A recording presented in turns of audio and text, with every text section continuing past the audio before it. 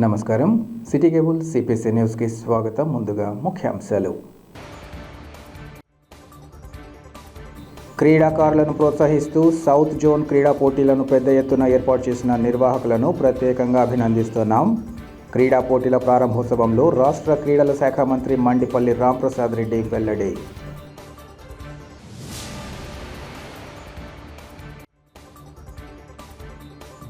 జిల్లాలోని ఖాజీపేట మండలం మిడుతూరు గ్రామంలో డయేరియాతో యువకుడు మృతి కలకలం.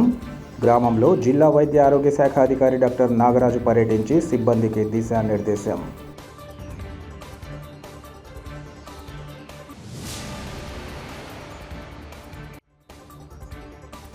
సీమ నీటి విడుదలపై నీటిపారుదల సలహా మండలి సమావేశం నిర్వహించి స్పష్టమైన ప్రకటన విడుదల చేయాలి.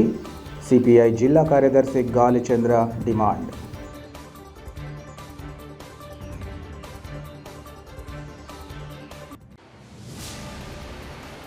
ప్రముఖ బంగారు వజ్రాభరణాల తయారీ విక్రయ సంస్థ Malabar Gold and diamond jewellery సంస్థ ఏర్పాటు చేసిన ఆర్టిస్ట్రీ బ్రాండెడ్ జ్యువెలరీ షోను ప్రజలు సద్వినియోగం చేసుకోవాలని నగరానికి చెందిన మహిళా వైద్యులు ఖదీరునిసా బేగం, ముంతాజ్ బేగం, ఆయేషాలు పిలుపునిచ్చారు. కడప నగరం కోటిరెడ్డి సర్కిల్లో గల మలబార్ షోరూంలో ఆర్టిస్ట్రీ బ్రాండెడ్ జ్యువెలరీ ప్రదర్శన విక్రయాలను మహిళా వైద్యులు ప్రారంభించారు. ఈ సందర్భంగా వారు మాట్లాడుతూ మలబార్ సంస్థ తయారు చేసే బంగారు వజ్రాభరణాలు, జాతిరత్న ఆభరణాలు అద్వితీయ కళా నైపుణ్యంతో, హుందాతనంతో కూడి ఉంటాయన్నారు. ముఖ్యంగా ప్రస్తుతం ఏర్పాటు చేసిన ప్రదర్శనలో అందుబాటులో ఉంచిన ఆభరణాలు వివాహాలు, ఇతర వేడుకల్లో ధరించేలా ప్రత్యేక కళా నైపుణ్యంతో తయారు చేశారన్నారు. తేలికపాటి ఆభరణాలు మగువుల మనసులను దోచుకుంటాయని ఈ సందర్భంగా చెప్పారు. స్టార్లెట్ పేరుతో పిల్లల ఆభరణాలు సైతం ప్రదర్శనలో ఉన్నాయన్నారు. నమ్మకం, పారదర్శకత, నాణ్యత కలిగిన మలబార్ సంస్థ ఆభరణాలు అంతర్జాతీయ ప్రమాణాలను నిర్ధారిస్తూ GIA, IGA ధృవపత్రాలను పొందాయన్నారు. అంతేకాకుండా ఆభరణాలకు జీవితకాల నిర్వహణ, ఏడాది పాటు ఉచిత బీమా ఇవ్వడం జరుగుతుందన్నారు. ప్రజలందరికీ అందుబాటులో ఉండేలా రూపొందించిన ఈ ప్రదర్శనను ప్రతి ఒక్కరూ సద్వినియోగం చేసుకోవాలని కోరారు. ఈ కార్యక్రమంలో సంస్థ ప్రతినిధులు, సిబ్బందితో పాటు నగర ప్రముఖులు పాల్గొన్నారు.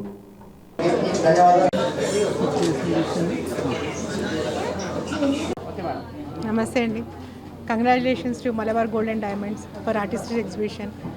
They are very renowned in their profession and we are lucky to have this store here.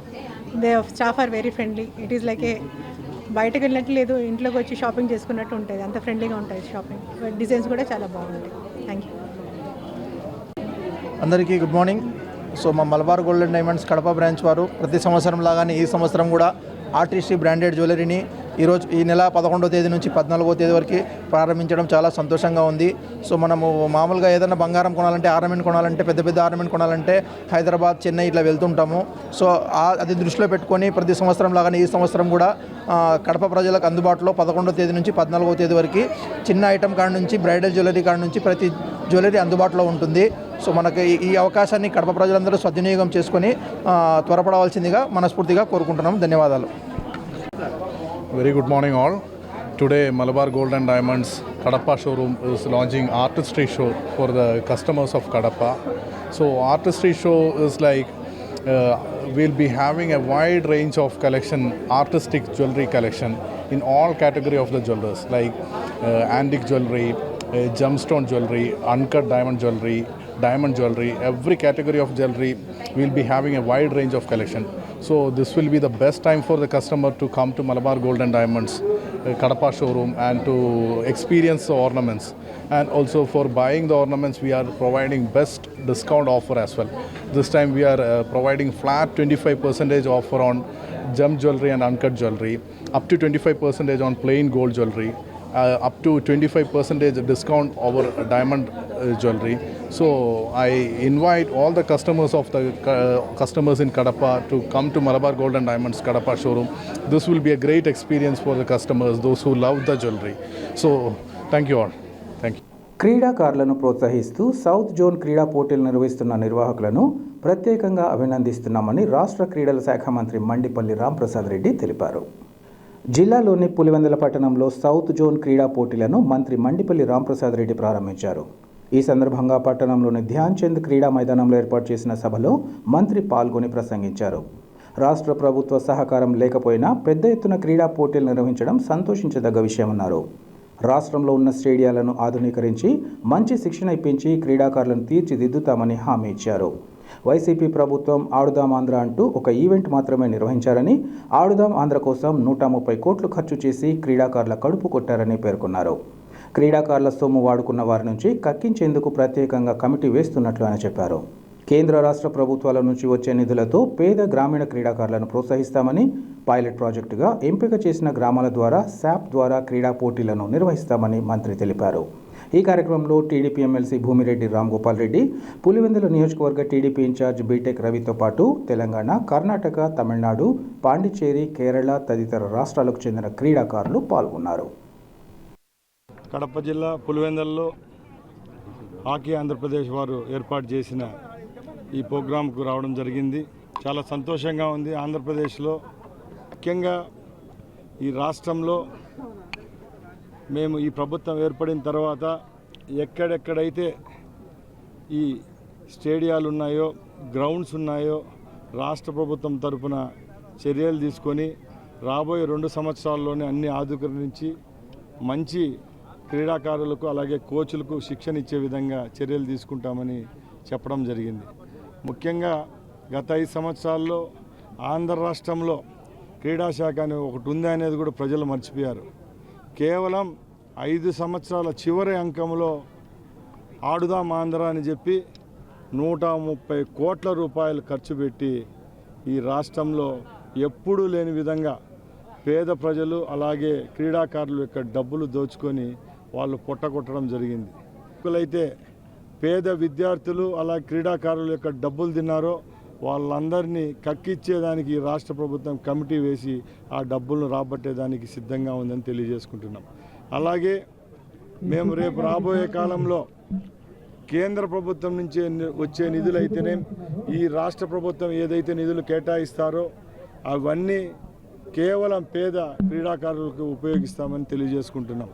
గ్రామ స్థాయి నుంచి రాష్ట్ర స్థాయి వరకు ఎవరెవరికి ఎక్కడెక్కడ శిక్షణ ఇవ్వాలో అలాంటి కార్యక్రమాలని చేపట్టేదానికి మేము సిద్ధంగా ఉన్నాం. ఒక పైలట్ ప్రాజెక్టుగా రేపు క్రీడాశాఖను తీసుకొని అన్ని గ్రామ స్థాయి నుంచి వార్డు స్థాయి వరకు ఉత్తేజంగా ఈ కార్యక్రమాలను అమలు చేసేదానికి శాప్ తరపున మేము సిద్ధంగా ఉన్నాం తెలియజేసుకుంటున్నాం. అలాగే ఎవరెవరికి ఏ శిక్షణ కావాలో, మెటీరియల్ కావాలో, గ్రౌండ్స్ కావాలో ఇవన్నీ వచ్చే 2 సంవత్సరాల్లోనే నియోజకవర్గ స్థాయిలో అలాగే జిల్లా స్థాయిలో సిద్ధం చేసే విధంగా చర్యలు తీసుకుంటాం. అలాగే ఈరోజు ఈ ఫెడరేషన్ కప్ను ఇక్కడ ఎంతో ధైర్యంగా డబ్బులు ఖర్చు పెట్టి ప్రభుత్వం మీద ఆధారపడకుండా ఈ కార్యక్రమాన్ని చేపట్టిన హాకీ ఆంధ్రప్రదేశ్ వారికి అలాగే కడప వారికి మరొక్కసారి ధన్యవాదాలు తెలియజేసుకుంటూ సెలవు తీసుకుంటాం. గత వైసీపీ పాలనలో మైనార్టీ నిధుల గోల్మాల్పై తక్షణమే విచారణ చేపట్టి అందుకు బాధ్యులైన వారిని అరెస్టు చేయాలని మాజీ డిప్యూటీ మేయర్ టీడీపీ నేత ఆరిఫుల్లా డిమాండ్ చేశారు. కడప నగరంలో ఏర్పాటు చేసిన విలేకరుల సమావేశంలో ఆయన మాట్లాడారు. వైఎస్ఆర్సీపీ పాలనలో కేంద్ర ప్రభుత్వం రాష్ట్రానికి గత 5 ఏళ్లలో 15,931 కోట్ల రూపాయల నిధులను మంజూరు చేసిందన్నారు. అయితే జగన్ ప్రభుత్వం 11,324 కోట్ల రూపాయలు ఖర్చు చేసినట్లు చూపించారన్నారు. అందులో మెడికల్ క్యాంపు పెట్టి 100 కోట్లు ఖర్చు చేశారా అని ఆయన ప్రశ్నించారు. రాష్ట్రంలో ఎక్కడా కానీ మెడికల్ క్యాంపులు నిర్వహించలేదని, మైనార్టీ యువతకు ఎక్కడా కానీ స్కిల్ నైపుణ్య శిక్షణ ఇవ్వలేదని అన్నారు. అంతేకాకుండా వక్ఫ్ బోర్డు ఆస్తులను జగన్మోహన్ రెడ్డి ప్రభుత్వం ఇతరులకు దారాదత్తం చేసిందని అన్నారు. మైనార్టీల ప్రయోజనాల కోసం ఉపయోగించాల్సిన మైనార్టీ నిధులపై జరిగిన గోల్మాల్పై ముఖ్యమంత్రి చంద్రబాబు నాయుడు సిట్ విచారణ జరిపించి బాధ్యులపై తగిన చర్యలు చేపట్టాలని ఆయన కోరారు. కేంద్ర ప్రభుత్వం 5 ఏళ్లలో మన రాష్ట్రానికి మైనార్టీకి 16,000 కోట్లు డబ్బులు ఇచ్చింది. దాంట్లో 11,000 కోట్లు ఖర్చు పెట్టామని మైనార్టీ సంక్షేమ మినిస్టర్ అయితే ఏమి డిప్యూటీ సీఎం అకౌంట్లో చూపించారు. దాని తర్వాత ఈ డబ్బు అంతా ఖర్చు పెట్టారు అని చెప్పారు.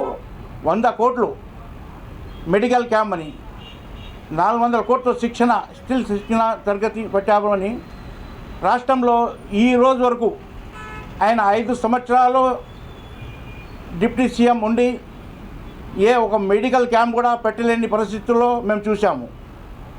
యువతకు శిక్షణ తరగతులు అయినారు. అది ఎక్కడ పెట్టారో, మన రాష్ట్రంలో పక్కన రాష్ట్రంలో పెట్టారో అది కూడా మనకు తెలియదు.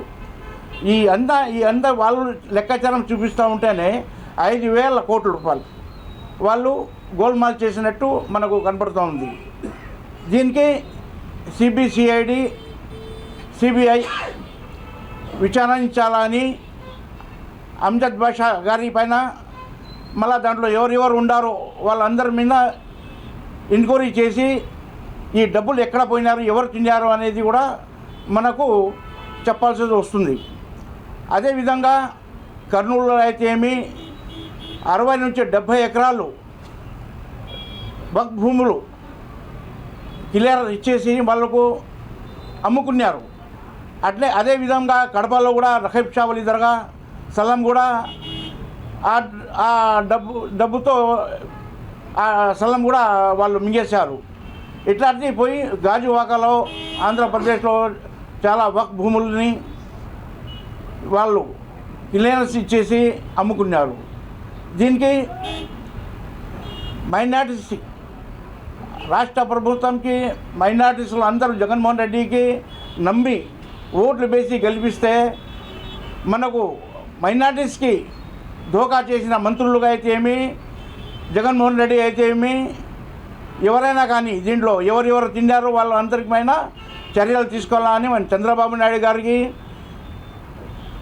లోకేష్ గారి మినిస్టర్ గారికి, ఫారూక్ మైనార్టీ మినిస్టర్ ఫారూక్ గారికి వాళ్ళందరికీ దృష్టికి తీసుకునిపోయి వీళ్ళ మీద చర్యలు తీసుకొని ఎంక్వైరీ వేసి వీళ్ళకంతా శిక్ష పడిన మాదిరిగా దాని తర్వాత ఈ రీకవరీ కూడా చేయాలని మేము కోరుకుంటున్నాము. అదేవిధంగా ఈ రాష్ట్ర ప్రభుత్వంలో మన తెలుగుదేశం పార్టీ హయాంలో, చంద్రబాబు గారి హయాంలో షాదీఖానాలో అయితే ఏమి, ఉర్దూ ఘర్లో అయితే ఏమి, ట్రైనింగ్ ఇస్తే ఏమి, విదేశీ పిల్లలకి దానికి కూడా డబ్బులు ఇచ్చి ఖర్చు పెట్టి చేసింది, డెవలప్మెంట్ అంతా చేసింది తెలుగుదేశం హయాంలోనే. ఈ వైసీపీ ప్రభుత్వం వచ్చే వరకు ₹1 కూడా బెనిఫిట్ కాలేకుండా మైనారిటీస్, ముస్లిమ్స్ మైనారిటీకి అయితే ఏమి, సంక్షేమ ముస్లిం ఆల్ క్రిస్టియన్స్ మైనారిటీస్ ఏమి, సిక్ మైనారిటీస్ అని ఒక్కరు కూడా దీంట్లో ₹1 కూడా లాభం పడలేకుండా చేశారు. కొందరిని చైర్మన్లు చేసేసి వాళ్ళకు జీతాలు ఇచ్చేసి వాళ్ళ కార్యకర్తలకి అంతవరకే చేసినాయి. కానీ ప్రజలకు ఈ రోజు వరకు వాళ్ళు చేసింది ఏం దాఖలా లేదు. వీళ్ళ పైన వెంటనే సిబిసిఐ, మళ్ళా చెప్తున్నా, సిబిసిఐడిని పెట్టి విచారించి ఈ డబ్బులు ఎక్కడ పోయినాయని తీసి మళ్ళీ మన మైనారిటీస్ డిపార్ట్మెంట్కి వచ్చే మాదిరిగా చేయాలని నేను కోరుకుంటున్నాను. జిల్లాలోని పులివెందులలో టీడీపీ, వైసీపీ కార్యకర్తల మధ్య ఘర్షణ చోటు చేసుకుని ఇరువురికి గాయాలయ్యాయి. బుధవారం అర్ధరాత్రి పులివెందులలోని న్యాక్ బిల్డింగ్ సమీపంలో ఉన్న వైఎస్ఆర్ కాలనీకి చెందిన అబ్దుల్ అనే వైకాపా సానుభూతిపరుడింట్లోకి టీడీపీకి చెందిన పలువురు చొరబడి కొట్టేందుకు యత్నించారు. దీన్ని అడ్డుకున్న బాధితుడి మామ కుళ్ళాయప్పపై దాడి చేశారు. ఈ క్రమంలో కుళ్ళాయప్ప తలపై కొట్టడంతో తీవ్ర గాయాల పాలై ఆసుపత్రిలో చికిత్స పొందుతున్నారు. ఈ సందర్భంగా బాధితుడు కుళ్ళాయప్ప మాట్లాడుతూ కేవలం తాము వైకాపా సానుభూతి పరులమని తమపై దాడి చేశారని ఆవేదన వ్యక్తం చేశారు. 2 బైకులను ధ్వంసం చేసినట్లు ఈ సందర్భంగా చెప్పారు. ఇది ఇలా ఉండగా గత 3 రోజుల క్రితం అబ్దుల్ టీడీపీకి చెందిన ఆకాష్ అనే వ్యక్తిని వైసీపీకి చెందిన రాజేష్ అనే వ్యక్తితో కలిసి దాడి చేసినట్లు సమాచారం. దీంతోనే ప్రస్తుతం గొడవ జరిగిందని స్థానికులు చెబుతున్నారు. పోలీసులు ఘటనా స్థలానికి చేరుకుని కేసు నమోదు చేసి దర్యాప్తు చేస్తున్నారు. అతుపాటి రాజేష్ అన్న వెనకల వైసీపీ పార్టీలో తిరుగుతానని చెప్పి మొన్న ఒకసారి గొడవ జరిగింది సార్. గొడవ జరిగినప్పుడు వాళ్ళని వెంబడించినామని చెప్పి సీనన్న దగ్గర తిరిగే మనుషులు సుమంత్, రియాజు, తేజ, ఇంకొక 6 మంది సార్, మొత్తం 10 మంది. నైట్ ఇంట్లో 1:30 మధ్య నేను ఇంటికి వచ్చి నైట్ ఆల్రెడీ కాల్ చేసినాను సార్. మాట్లాడినాడు, మేము ఎట్టైనా చంపేది అది అని మాట్లాడితే నేనేం కాదని ఇంటికి వచ్చి పడుకున్నాను సార్. రాత్రి 12:30 మధ్యలో వచ్చి ఇంటి మీద పడినారు. నా చెల్లెల్ని, నా అమ్మను, మా నాన్న అందరినీ కొట్టినారు సార్. మా మామకు నెత్తి బాగా కొట్టినారు. నన్ను మా మామ ప్రాణం అడ్డేసి నన్ను కాపాడుకున్నాడు సార్. కుక్క మరుగుతుంటే ఏ కుక్క మరుగుతుందని లేచిన సార్. లేకపోతే అమ్మ ఈ అబ్దుల్లా లింగిజాన్ అన్నారు సార్. అబ్దుల్లా లేడు ఇలానైనా అబ్దుల్లా అన్నా అంటేనే సార్ బాగా పటాన కొట్టాను సార్. వాసిని కట్టెలు తీసుకొని కొట్టినారు. మా కొడుకుని కొడతాంటే నేను అడ్డం పోయినా సార్. నన్ను కూడా కొడుకుని కొట్టాను సార్. మా అమ్మను కడుపు పెట్టినారు. జిల్లాలోని ఖాజీపేట మండలం మిడుతూరు గ్రామంలో డయేరియాతో ఓ యువకుడు మృతి చెందడం కలకలం సృష్టించింది. మిడుతూరులో డయేరియా కారణంగా 20 మందికి పైగా వాంతులు విరేచనాలు కాగా వారిని ప్రొద్దుటూరు ప్రభుత్వ ఆసుపత్రికి తరలించి వైద్య సేవలు అందిస్తున్నారు. ఈ క్రమంలో పరిస్థితి విషమించి ఓ యువకుడు మృతి చెందారు. అధికారుల నిర్లక్ష్యంతో గ్రామంలో పారిశుద్ధ్య పనులు చేపట్టలేదని స్థానికులు ఆగ్రహం వ్యక్తం చేశారు. మిడుతూరులో నెలకొన్న పరిస్థితులను గుర్తించిన జిల్లా వైద్య ఆరోగ్య శాఖ అధికారి డాక్టర్ నాగరాజు గ్రామాన్ని సందర్శించారు. డయేరియా ప్రబలడంపై విచారణ చేపట్టారు. ఈ సందర్భంగా ఆయన మాట్లాడుతూ ఎట్టి పరిస్థితుల్లోనూ డయేరియా ప్రబలకుండా నివారణ చర్యలు పటిష్టంగా అమలు పరచాలని అన్నారు. ప్రతి ఇంటికి ఆశా కార్యకర్త 2 ORS ప్యాకెట్లు ఇవ్వడం, చేతులు పరిశుభ్రత గుర్తించి తాగునీరు కలుషితం లేకుండా చూడాలని తెలియజేశారు. పిల్లలకు డయేరియా వస్తే వెంటనే జింక్ మాత్రలు సరఫరా చేయాలన్నారు. అలాగే డయేరియా వస్తున్న ప్రాంతాలలో నీటి పరీక్షలు కూడా చేయాలని సూచించారు. వర్షాలు కురుస్తున్న తరుణంలో అప్రమత్తంగా ఉండేలా చూడాలని ఆయన కోరారు. అలాగే ప్రజలు అప్రమత్తంగా ఉండాలని సూచించారు. వ్యక్తిగత పరిశుభ్రత, పరిసరాల పరిశుభ్రత పాటించాలన్నారు. అనారోగ్య సమస్యలు తలెత్తితే సత్వరమే వైద్యులను సంప్రదించాలని ఆయన కోరారు. ఈ కార్యక్రమంలో పలువురు వైద్యులు, వైద్య సిబ్బంది ఇంకా గ్రామస్తులు పాల్గొన్నారు.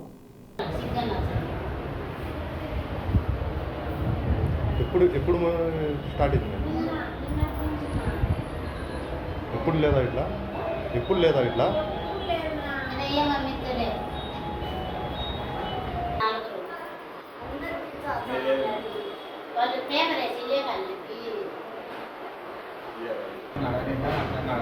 మీ ఊరి సర్పంచ్ కానీ ఎవరైనా ఏం స్పందించలేదా?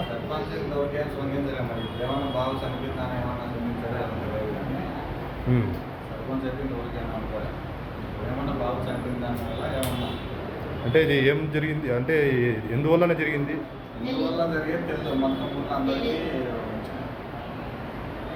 ఓన్లీ ఊళ్ళోనే మళ్ళీ అర్జునవాడ శ్రీరాట అని అడగడం లేవు.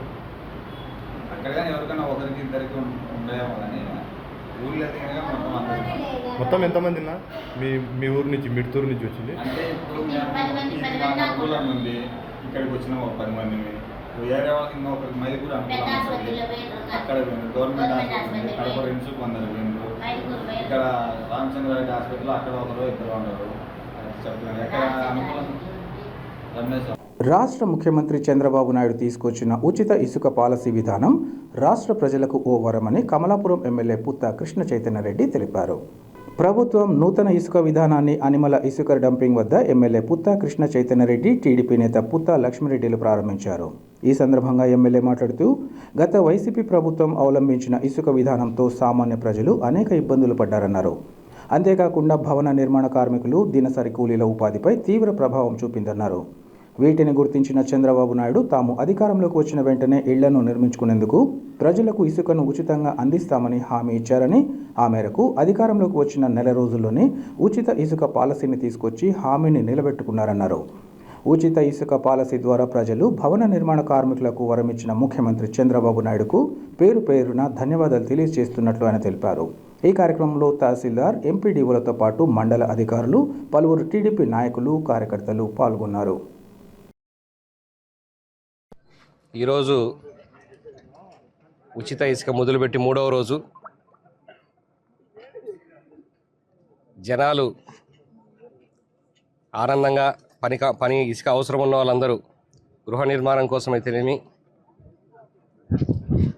వేరే ఇళ్ళ కోసం, పేదలకి, మధ్యతరగతి వాళ్లకు చాలా ఆనందంగా ఇసుక తోలుకుంటున్నారు. ఇన్ని రోజులు ఇసుక తోలుకోవాలంటే భయపడి ఇంటి పనులు కూడా ఆపుకున్న వాళ్ళందరూ కూడా ఇప్పుడు మళ్ళీ పనులు మొదలు పెట్టుకున్నారు. కేవలం ఇది చంద్రబాబు నాయుడు గారు ఆ రోజు ఉచిత ఇసుక అని చెప్పి మాట ఇచ్చారు. దాని మీద నెల రోజుల్లో అది అమలుపరిచినందుకు చాలా సంతోషంగా ఉంది. ఎందుకంటే ఇంతకుముందు ఇసుక గవర్నమెంట్ది ఇసుక కూడా గుత్తేదారుల చేతులు పెట్టి వాళ్ళు అమ్ముకుంటా ఉన్నారు, వాళ్ళు ఇష్టం వచ్చిన రేటుకి. అవన్నీ లేకుండా ఇప్పుడు కేవలం గవర్నమెంట్ సంస్థల ద్వారానే నడుపుతా, కేవలం లోడింగ్ ఛార్జెస్ మాత్రమే గవర్నమెంట్ తీసుకుంటుంది. ట్రాన్స్పోర్టేషన్ కూడా ఎవరికి ఇసుక కావాలంటే వాళ్ళకి అనుగుణంగా, చిన్న బండ పెద్ద బండ దానికి అనుగుణంగా పెట్టుకొని వాళ్ళకి అవసరం తగ్గట్టు వాళ్ళు ట్రాన్స్పోర్టేషన్ ఇక్కడి నుంచే చేసుకుపోయే సౌకర్యం కూడా కల్పించారు. ఎవరి బండి ఎవరు తెచ్చుకుంటే వాళ్ళకి లోడ్ చేసి పంపిస్తారు. ఇక్కడ కేవలం గవర్నమెంట్ చేస్తుంది ఏంది అని అంటే లోడింగ్ పాయింట్కి చేర్చాల్సిన ఖర్చు మాత్రమే తీసుకుంటుంది. అది కూడా ఇప్పుడు ఉన్న రీచులకు పోయిన ఏజెన్సీ వాళ్ళు మేము ఇక్కడ చేర్చాం, మాకు ఈ ఖర్చులు అయినాయి, మా కాంట్రాక్ట్ ప్రకారం మీరు చెల్లించాలన్నారు కాబట్టి ఈరోజు ఈ రేటు ఉంది. కానీ రేపు దినాన ఇదంతా పూర్తి అయిపోయినాక మన కొత్త డబ్బు చేసేటప్పటికి అవి కూడా తగ్గిపోతాయి. ఎందుకంటే అది కూడా గవర్నమెంట్ వాళ్ళే నిర్వహిస్తారు. అది గవర్నమెంట్ వాళ్ళు నిర్వహించిన తర్వాత ఇంత ఛార్జెస్ కూడా వాళ్ళ కమిషన్స్ అన్నీ లేకుండా పోతాయి.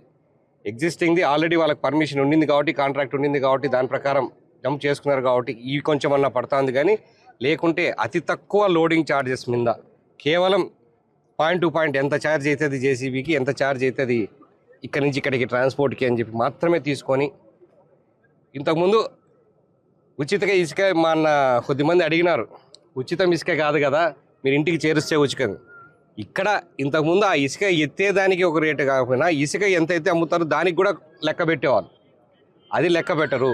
మీ ఇసుకకు పూర్తి ఉచితం, ఓన్లీ లోడింగ్ ఛార్జెస్, ఇది ఇక్కడ నుంచి ట్రాన్స్పోర్టేషన్ ఎవరు తగ్గట్టు ఈరోజు ఇక్కడ నుంచి ఇసుక తీసుకోపోవచ్చు ఫ్రీగా అనేది పెట్టారు. కాబట్టి ఇది ఎవడో కామెంట్ చేయాలనుకునే దాన్ని తప్పితే జనాలు అయితే ఆనందంగా సంతోషంగా మనస్ఫూర్తిగా తీసుకుపోయి వాళ్ళ పనులు చేసుకుంటున్నారు.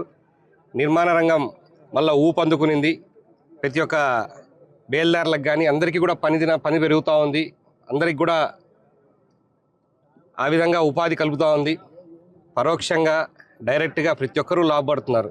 ఇది మధ్యతరగతి వాళ్లకు, పేదలకు చాలా ఉపయోగపడుతుంది. గుత్తేదారులకు ఇంత దొబ్బుకున్న తర్వాత కూడా 800 కోట్లు దగ్గర రాయితీ ఇచ్చారు జగన్మోహన్ రెడ్డి గారు. అంటే ఆ 800 కోట్లు వాళ్ళ ఇంటికి పోయేదే, గుత్తేదారికి కూడా పోతుందో లేదో తెలియదు. ఇలా ప్రతి చోట అందాసగా వాళ్ళు దోచుకున్న ఇసుక పక్కన పెడితే లెక్కేస్తే 10 లక్షల ఇండ్లు కట్టుకునేమైనా ఇసుక తీసుకుపోయినారు. 10 లక్షల ఇండ్లు కట్టుకునేంత ఇసుక దోచుకొని పోయినారు. 98 లక్షల టన్నులు 98 లక్షల టన్నులు దోచకపోయినారు. ఇవన్నీ దాడిలో పెట్టాలా? ఆ ప్రభుత్వం చాలా తప్పిదాలు చేసింది కాబట్టి చంద్రబాబు నాయుడు గారితో ఇంతకుముందు ఉచిత ఇసుక వస్తున్నారు కాబట్టి అదే నమ్మకంతో మళ్ళీ ఆయనకు అవకాశం ఇచ్చారు. ఆయన చెప్పిన మాట ప్రకారం ఆయన నిలబెట్టుకొని చేస్తూ ఉన్నారు. దీంట్లో కూడా అక్రమాలు ఎక్కడా జరగకుండా విజిలెన్స్ టీమ్ని, సీసీ కెమెరాలు పెట్టారు ప్రతి చోట. రోజుకు ఒక వెహికల్, ఒక ఆధార్ కార్డుకు ఒక వెహికల్ అని చెప్పేసి లింక్ చేసి ఉన్నారు. దాన్ని దాటి పర్మిషన్స్ కూడా ఇవ్వరు. ఏమన్నా అక్రమాలు ఏమన్నా జరుగుతుంటే కూడా ఎంఆర్ఓ దృష్టికి తీసుకొస్తే, ఎంఆర్ఓ ఎండి వాళ్ళ దృష్టికి తీసుకొస్తే వాళ్ళు కూడా స్ట్రిక్ట్ యాక్షన్ తీసుకోవడం జరుగుతుంది. దీని మీద జేసీ గారు, మన కలెక్టర్ గారి కమిటీలో విజిలెన్స్ టీం కూడా పనిచేస్తూ ఉంది. ఎక్కడ అక్రమాలకు తావివ్వకుండా పేదలకి డైరెక్ట్గా లబ్ధి చేకూరేటట్టుగా పథకం తీసుకొచ్చారు. మరొక్కసారి కమలాపురం ప్రజలందరి తరఫున చంద్రబాబు నాయుడు గారికి ధన్యవాదాలు తెలియజేస్తున్నా. ఇటువంటి సేవలు ఎన్నో జనాలకు ఉపయోగపడే ముందు తెలుగుదేశం ప్రభుత్వం చేసి పెడుతుందని మీ అందరికీ తెలియజేసుకుంటున్నాను. కృష్ణా నీటిని రాయలసీమకు విడుదల చేయడంపై నీటిపారుదల సలహా మండలి సమావేశాన్ని నిర్వహించి స్పష్టమైన ప్రకటన విడుదల చేయాలని సిపిఐ జిల్లా కార్యదర్శి గాలిచంద్ర డిమాండ్ చేశారు. ఈరోజు కడప నగరంలోని సిపిఐ కార్యాలయంలో ఏర్పాటు చేసిన విలేకరుల సమావేశంలో గాలిచంద్ర మాట్లాడారు. ఖరీఫ్ సీజన్ ప్రారంభమై రైతులు సాగుకు సమాయత్తమవుతున్న నేపథ్యంలో కృష్ణా నీటిలో నికర జలాలు కలిగిన కేసీ కెనాల్ ఆయకట్టుకు తెలుగంగ, గాలేరు నగరి, హంద్రీనీవా ప్రాజెక్టులకు నీటిని విడుదల చేసేందుకు శ్రీశైల కనీస నీటి మట్టం 854 అడుగులు అమలు చేయాలని డిమాండ్ చేశారు. గత ఏడాది తగినంత వర్షపాతం నమోదు కాకపోవడం వల్ల రాయలసీమ ప్రాజెక్టులు ఓటికుండల్లా దర్శనమిస్తున్నాయన్నారు. అరకొరగా ఉన్న నీటిని కూడా గత పాలక ప్రభుత్వాలు డైరెక్ట్గా ఆయకట్టుకు నీరు అందించే వెసులుబాటు లేనప్పటికీ ఇసుక మేటల కోసం నీటిలో నదిలో వదిలేశారన్నారు. ఎగువ రాష్ట్రాలలో కురుస్తున్న భారీ వర్షాలకు తుంగభద్ర నదీ ప్రవాహం, కృష్ణా నదీ ప్రవాహం పెరుగుతున్న నేపథ్యంలో శ్రీశైలంలోకి వచ్చిన నీటిని వచ్చినట్టు దిగువకు వదలకుండా కనీస నీటి మట్టం 854 అడుగులు అమలు చేయాలని ఆయన డిమాండ్ చేశారు. రాష్ట్ర ముఖ్యమంత్రి చంద్రబాబు నాయుడు వారంలో ఒకరోజు పోలవరం ప్రాజెక్టు పనుల పర్యవేక్షణకు కేటాయిస్తానని చెప్పారని, రాయలసీమలో పెండింగ్లో ఉన్న ప్రాజెక్టులకు సమయం కేటాయించి వాటి పూర్తికి సత్వరమే నిధులు విడుదల చేయాలని వారు డిమాండ్ చేశారు. ఈ సమావేశంలో సిపిఐ జిల్లా కార్యవర్గ సభ్యులు నాగసుబ్బారెడ్డి, సుబ్బారెడ్డి, కేసీ బాదుల్లా, మునయ్య, లింగన్న తదితరులు పాల్గొన్నారు. లేకపోతే సుంకేసుల నుంచి విడుదల చేయాల్సినటువంటి నీళ్లు కావచ్చు, లేకపోతే వెనకచల్ల నుంచి రావాల్సినటువంటి నీళ్లు కావచ్చు, వీటిపైన రాయలసీమకు సంబంధించినటువంటి కృష్ణా అడ్వైజరీ బోర్డు మీటింగ్ సమావేశం నిర్వహించడం ద్వారా రైతులు గందరగోళానికి లోను కాకుండా ఉండేటువంటి పరిస్థితి ఉంటుంది. కాబట్టి వెంటనే ప్రభుత్వము అడ్వైజరీ బోర్డు సమావేశం నిర్వహించి రాయలసీమకు సంబంధించినటువంటి నీటి కేటాయింపులు విడుదలపైన స్పష్టమైన ప్రకటన చేయాలి. దాంతోపాటు ఇవాళ రాయలసీమలో ఉన్నటువంటి గాలేరు నగరంలో అంతర్భాగమైనటువంటి గోరకల్ రిజర్వాయర్ కావచ్చు, అవుకు కావచ్చు, గండికోట కావచ్చు, పైడిపాలెం కావచ్చు, చిత్రావతి కావచ్చు, వాగికొండ సర్వరాయ సాగర్ కావచ్చు, అన్ని ఓటికుండల్లాగా ఉన్నాయి, ఎక్కడా కూడా నీళ్లు లేవు. కాబట్టి వెంటనే ఎగుమతులలో నీళ్ళ ఇన్ఫ్లో పెరుగుతూ ఉంది, రోజు రోజుకు కృష్ణానదిలో కూడా నీటి ప్రవాహం పెరుగుతూ ఉంది. ఈ నేపథ్యంలో రాయలసీమకు నీటి తరలింపు పైన కూడా శ్రద్ధ వహించాల్సినటువంటి అవసరం ఉంది. అట్లే నీటి విడుదల పైన స్పష్టమైన ప్రకటన చేయకపోతే రైతులు పెద్ద ఎత్తున నష్టపోయేటువంటి ప్రమాదం కూడా ఉంది. కాబట్టి ఇప్పటికైనా ప్రభుత్వము రాయలసీమకు సంబంధించినటువంటి నీటి కేటాయింపులే కాకుండా పెండింగ్లో ఉన్నటువంటి ప్రాజెక్టులు ఏవైతే ఉన్నాయో, ఇవాళ గాలేరు నగర్లో రెండో దశ పనులు పూర్తి కాలేదు, తర్వాత హంద్రినివా రెండో దశ పనులు మోక్షమే లేదు. కాబట్టి రెండో దశ పనులు కావచ్చు, రాజోల్ రిజర్వాయర్ నిర్మాణానికి సంబంధించినటువంటి నిధులు కేటాయింపు, నిధుల లేమితనం అనేటువంటిది వెంటాడుతూ ఉంది. తెలుగంగకు సంబంధించినటువంటిది కూడా ఇవాళ బ్రహ్మసాగర్ కావచ్చు, SR1, SR2 కావచ్చు, వెలుగోడు రిజర్వాయర్ కావచ్చు, అన్నీ కూడా పూర్తిగా ఒట్టిపోయి ఉన్నాయి. కాబట్టి వాటిని ఇప్పుడు వచ్చేటటువంటి నీటిలో పోతేటిపాడు హెడ్ రెగ్యులేటర్ ద్వారా నీటిని తరలించడానికి కావలసిన కార్యాచరణ సిద్ధం చేయాల్సినటువంటి అవసరం ఉంది. రాష్ట్ర ముఖ్యమంత్రి చంద్రబాబు నాయుడు గారు వారంలో ఒకరోజు పోలవరం పైన సమీక్ష చేస్తారని చెప్తున్నటువంటి ఆయన రాయలసీమకు సంబంధించినటువంటి ప్రాజెక్టుల పైన నిరంతర పర్యవేక్షణ చేయాల్సినటువంటి అవసరం ఉంది. కాబట్టి యుద్ధ ప్రాతిపదికన పూర్తి చేయడానికి కావలసినటువంటి నిధుల కేటాయింపు, నీటి కేటాయింపు జరగాల్సినటువంటి అవసరం ఉంది. ఆ వైపు చర్యలు తీసుకోవాలని చెప్పి కూడా డిమాండ్ చేస్తాం. ఉమ్మడి వైఎస్ఆర్ జిల్లాలో ఇరువురు ప్రముఖ నేతలు వైసీపీని వీడి అధికార టీడీపీలోకి చేరేందుకు రంగం సిద్ధం చేసుకున్నారు. ఈ మేరకు ఉపాధ్యాయ ఎమ్మెల్యేగా తన గత ఎన్నికల్లో వైసీపీ మద్దతుదాడిగా గెలిచిన రామచంద్రారెడ్డి తన సతీమణి కడప నగరపాలక సంస్థ 46వ డివిజన్ కార్పొరేటర్ శ్రీదేవితో కలిసి ముఖ్యమంత్రి చంద్రబాబు నాయుడును కలిసేందుకు అన్ని ఏర్పాట్లు చేసుకున్నారు. అలాగే రాయచోటి పట్టణానికి చెందిన శాసనమండలి డిప్యూటీ చైర్పర్సన్ జకియా ఖానం కూడా టీడీపీ తీర్థం పుచ్చుకునేందుకు ఏర్పాట్లు చేసుకుంటున్నారు. గత సార్వత్రిక ఎన్నికల్లో వైసీపీ ఓటమి తర్వాత భవిష్యత్తులో మరింత మంది టీడీపీలో చేరే అవకాశాలు ఉన్నాయని రాజకీయ విశ్లేషకులు వ్యాఖ్యానిస్తున్నారు. ప్రధాన నేతలు ప్రస్తుతానికి వైఎస్ జగన్ వెంటే నడుస్తున్నా పార్టీలోని ద్వితీయ శ్రేణికి చెందిన పలువురు పక్కచూపులు చూస్తున్నట్లు పరిస్థితులు తెలియజేస్తున్నాయి. మొత్తం మీద సొంత జిల్లాలోనే నేతలు పార్టీని వీడడం వైసీపీకి కొంత ఇబ్బందికర పరిస్థితులని పలువురు పేర్కొంటున్నారు. వార్తలు ముగించే ముందు ముఖ్యాంశాలు మరోసారి. క్రీడాకారులను ప్రోత్సహిస్తూ సౌత్ జోన్ క్రీడా పోటీలను పెద్ద ఎత్తున ఏర్పాటు చేసిన నిర్వాహకులను ప్రత్యేకంగా అభినందిస్తున్నాం. క్రీడా పోటీల ప్రారంభోత్సవంలో రాష్ట్ర క్రీడల శాఖ మంత్రి మండిపల్లి రాంప్రసాద్ రెడ్డి వెల్లడి.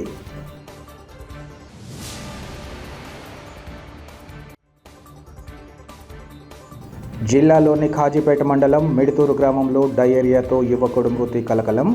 గ్రామంలో జిల్లా వైద్య ఆరోగ్య శాఖ అధికారి డాక్టర్ నాగరాజు పర్యటించి సిబ్బందికి దిశానిర్దేశం.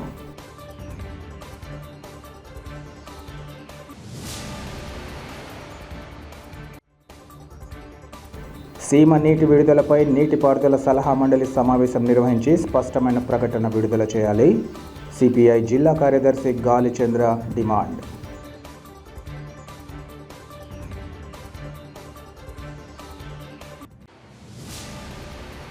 సిటీ కేబుల్ సిపిసి న్యూస్ ఇంతటితో సమాప్తం. నమస్కారం.